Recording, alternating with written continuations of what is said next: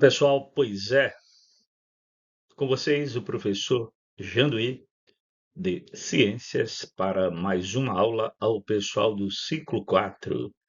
Chegamos, moçada, na nossa 13ª aula nessa modalidade de ensino.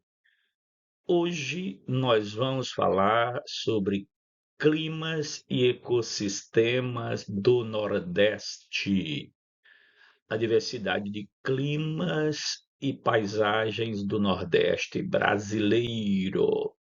Preste atenção, é muito comum se fazer uma confusão entre clima e tempo. Quando a moça do tempo lá na televisão dá a previsão do tempo, ela não está falando do clima, ela está falando do tempo atmosférico. Quando, por exemplo, amanhece o dia e o dia está ensolarado e você começa a descrever o dia, né, que o dia está ensolarado, né, que está quente, né, então você está falando do tempo atmosférico. Clima é outra coisa, ela está relacionada com o tempo, sim, o clima está relacionado com o tempo, sim, mas o clima é determinado, certo, por outros fatores e também, certo, por um tempo maior, um tempo mais elástico. Aqui no mapa, que vocês poderão observar, nós temos cada uma das partes do mapa do Brasil com cores diferentes e cada cor representa o tipo de clima predominante nessa área, né? Mas nós vamos, claro, nos limitar nessa aula de hoje ao clima no Nordeste, principalmente. O Nordeste é uma região muito diversa, muito grande, né, composta por vários estados e podemos encontrar climas distintos. Nós vamos encontrar o clima semiárido, que é caracterizado por ser quente e seco, com pouca chuva, né? E atenção, o clima do sertão, onde vamos encontrar a vegetação da caatinga. Temos o clima tropical úmido. É um clima quente, né? Porém, né, com chuvas bem distribuídas, e é o caso, atenção, do clima do litoral, né? Litoral é toda a área costeira do Brasil, a área das praias, vamos falar assim, né? Onde predomina a vegetação conhecida como Mata Atlântica.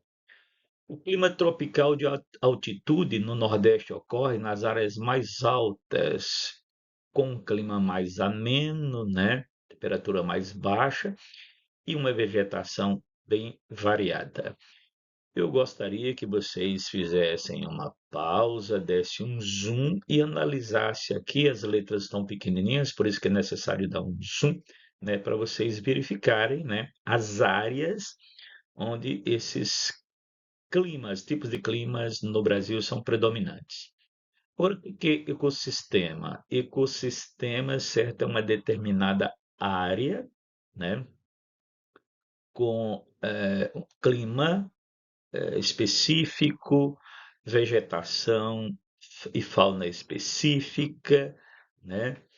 A gente pode definir o ecossistema como o conjunto de seres vivos de uma determinada área, mais os fatores ambientais. Então, nós temos a caatinga, a Mata Atlântica, o manguezal, a restinga, o cerrado, a floresta amazônica, tudo isso são exemplos de ecossistema. Porém, os ecossistemas do Nordeste são a caatinga, né, que predomina no sertão, a Mata Atlântica, que ocupa toda a região litorânea, os manguezais, né, que, né, também nós vamos encontrar na região litorânea, mais costeira, mais próxima, né, do mar, né?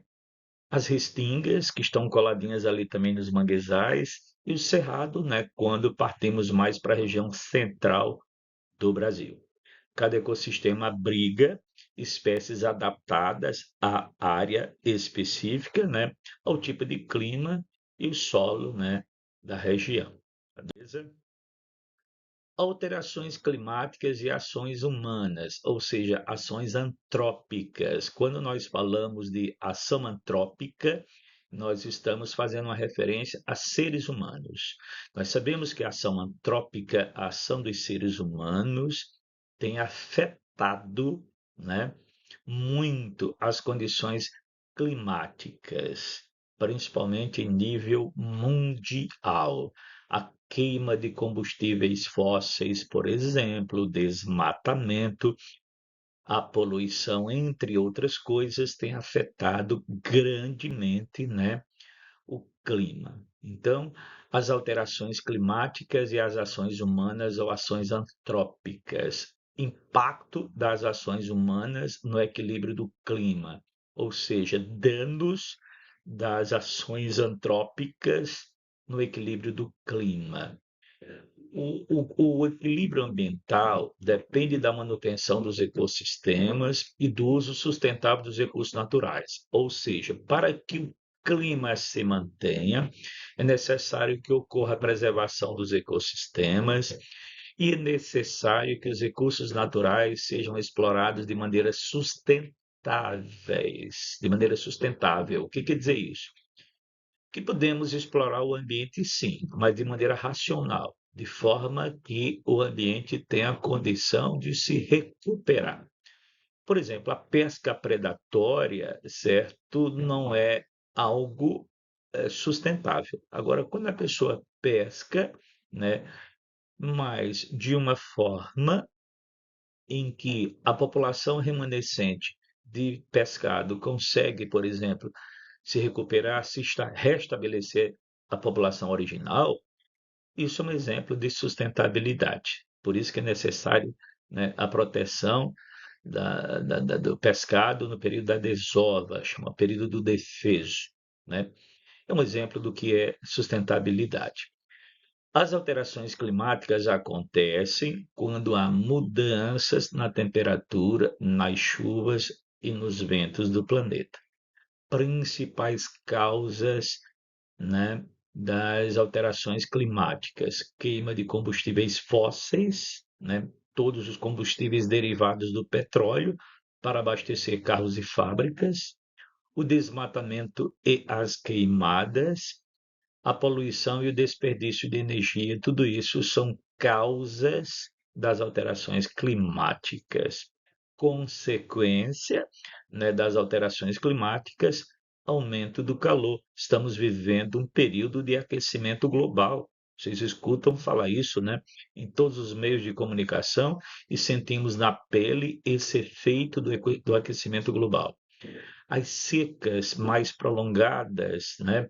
Chuvas intensas e com um volume muito grande, principalmente, né, em períodos que não costumava acontecer, ou então em áreas onde não era comum acontecer com tanta intensidade. Enchentes, perda de biodiversidade. Bio quer dizer vida, diversidade quer dizer variedade, ou seja, perda, certo, da variedade de espécies de animais existentes no ecossistema. O que podemos fazer? Reduzir o consumo e o desperdício. Lembra da política ambiental dos 5 R's, né? Você sabe o que significa isso? Dá uma pesquisadinha na internet, certo? E procura saber o que significa os 5 R's da política da sustentabilidade. Muito importante saber disso. Então, o que podemos fazer para que os problemas climáticos sejam mitigados? Reduzir o consumo e o desperdício, replantar árvores, usar energia de forma consciente, além de um cuidado especial, né, com a, a- a redução, né, do índice de poluição em todos os segmentos. Todas as medidas podem ser adotadas para a não agressão do meio ambiente são medidas que irão contribuir nesse sentido. Então, cuidar do meio ambiente é garantir qualidade de vida para as próximas gerações. É dever meu, é dever seu, é dever nosso. Cuidar do meio ambiente, da nossa casa. O Papa Francisco chamava o planeta Terra de a casa comum, a casa de todos nós. E é a grande casa onde os seres vivos habitam e precisam uns dos outros. Pensem nisso. E como o que é bom dura pouco, encerraremos a nossa aula por aqui, nessa modalidade, mas daremos continuidade através de outros segmentos, como, por exemplo, o Google Formulário, que vai estar à sua disposição. Até lá!